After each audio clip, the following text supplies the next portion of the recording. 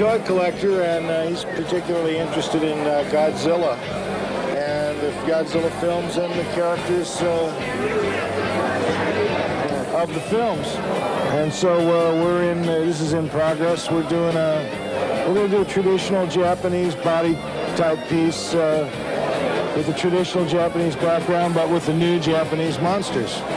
Kind of a hybrid. Mike Milano from Honolulu, Hawaii. James Hughes from Austin, Texas. And kind of drifted into tattooing in about '68. Tattooed out of my apartment for a couple of years, and then got up with some pretty interesting tattoo people, Sailor Jerry, Ed Hardy, Zeke Owens, and worked in San Diego for a couple of years, and then moved out to Hawaii. Been in Hawaii since. I have a shop now in Austin, Texas, too. So I go back and forth between Austin and Honolulu. Nostalgia's coming back.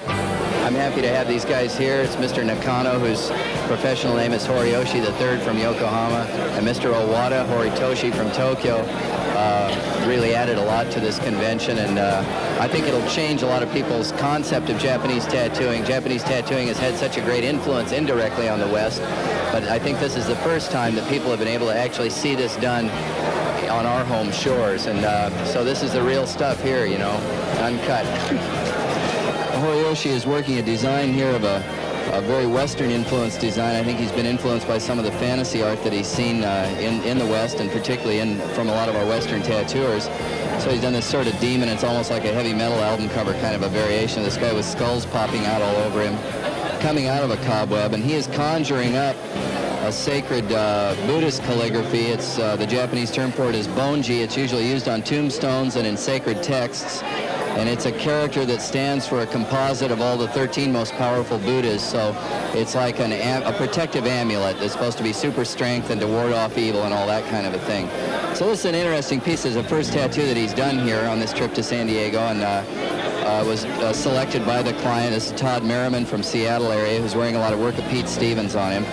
And he selected it from a series of designs that Horiyoshi drew especially to bring to the convention that he thought people would like, that were kind of a fusion of the traditional Japanese work and with a little Western influence thrown in. He's doing the shading with a shader that I believe has probably about 30 needles in it, staggered in a double row. The outline was all done by hand on the tattoo, but he continues to do all his black and gray work and the color fill-in by hand. And he develops a fantastically smooth tone with this. These guys do work that's incredible to me to see the evenness and precision of it working with a hand tool like that. Again, this technique was pretty much developed in Japan during the first big flowering of decorative tattooing in old Tokyo, Edo as it was called then, in the late 1700s.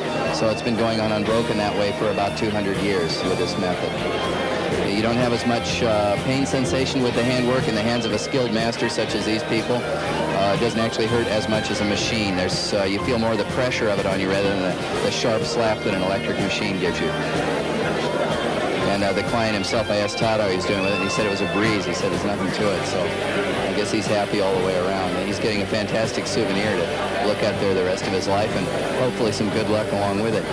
What makes your machines better than everybody else's? I think it's a labor of love. I work 6 days and 6 nights a week. I stop, I can go to sleep that quick, wake up when I sleep a while, and go back to work. And I got thinking recently, why am I doing all of this? And I says to the old man myself, why not, right? Yeah, I enjoy what I'm doing. And I actually learned the basics from Coleman in Norfolk. He was a tattoo machine man in those days. He painted with a tattoo machine like a paintbrush, with just a. And he asked me. He said, "I know you can't come up to the wardrobe. When it's over, I want you to come up and work with me." I'll work in the wintertime at daylight. I go to work, and I'll do a lot of work that day. The next day, I try to finish up the machine. It takes 2 days to make a prefab the way I make them. 2 days of solid work.